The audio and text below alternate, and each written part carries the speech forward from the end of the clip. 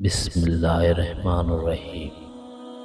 تعجب ہے اس پر جو دنیا کو فانی جانتا ہے اور پھر اس کی رغبت رکھتا ہے۔ تعجب ہے اس پر جو اللہ تبارک و تعالیٰ کو حق جانتا ہے اور پھر غیروں کے ذکر کرتا ہے اور ان پر بھروسہ کرتا ہے۔ تعجب ہے اس پر جو شیطان کو دشمن رکھتا ہے اور پھر بھی اس کی اطاعت کرتا ہے۔ مت رکھ امید کسی سے مگر اپنے رب سے، اور مت ڈر کسی سے مگر اپنے گناہ سے۔ نعمت کا نامناسب جگہ خرچ کیا جانا ناشکری ہے۔